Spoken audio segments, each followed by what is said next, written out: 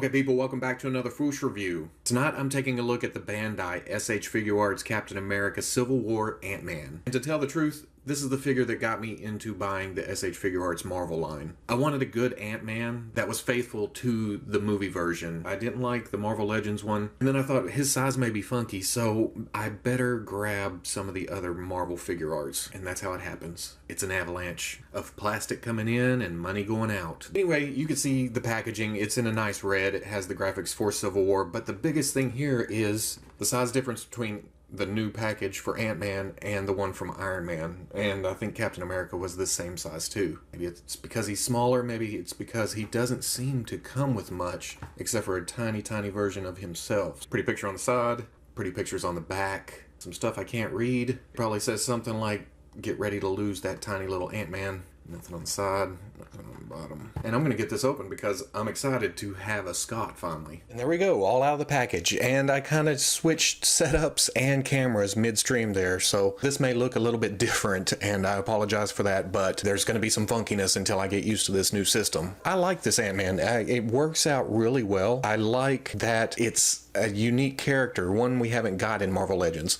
We kind of did, but this looks so much better and so much more accurate to the movie. The little detail in the red, it's kind of hard to see, but it's there. It's like little bumpies just all in there. Just uniform adds a nice texture to the uniform. What could have been just a flat uniform, just red and black, or well, dark gray. Extra mile there. And I kind of worry about the helmet. It's got these small points right here. It doesn't feel brittle. I don't fear that it's going to break on its own unless I just get gorilla hands with it. But for articulation, it's got a ball up at the top of the neck, and then it kind of has a ball at the bottom. You get up, you get down, you get side to side. You get a good range of tilt here.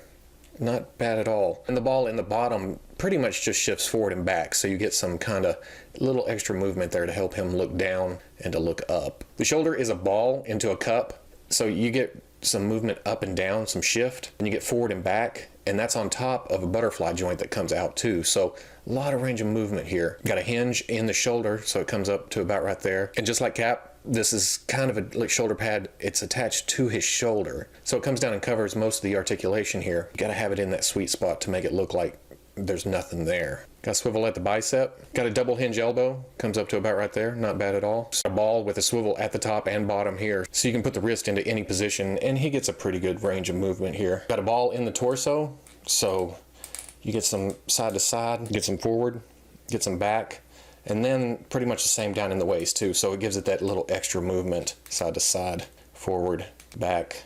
The hip is on a swing down, so it swings down. You can come forward with it, pretty much sit down, back, out.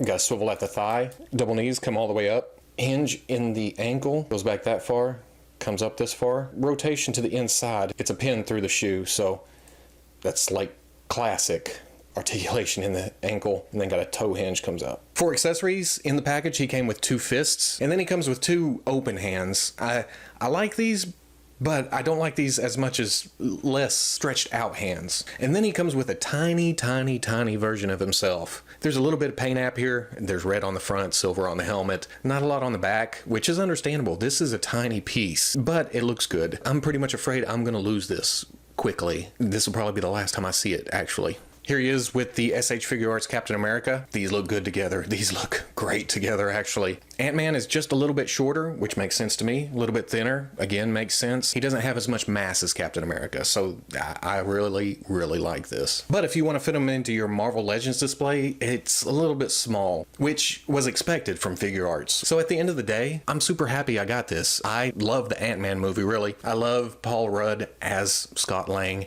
It works out completely. I like the little bit of comedy. I'm an Ant-Man kind of guy. I knew it would be a smaller scale, so I had to get a Captain America to go with Ant-Man. I needed somebody to fight them, so I got the Iron Man. And then Black Panther, that's 2 on 2. Bandai, we really need a Winter Soldier. We need a Bucky. You are our last hope for having an awesome one. But Ant-Man here, it feels like we got a little bit gypped because he doesn't come with an extra head. An extra set of hands is okay, and even the little bitty tiny Ant-Man is okay. But an extra head would have knocked this out of the park. Plus I want a Paul Rudd head in 6-inch scale. Sue me. So just to let you guys know, I'm working on this setup. I know there's some echo. I know it sounds kind of funky. Bear with me. So if you like the review, comment, like, subscribe, and I'll catch you on the Fwoosh.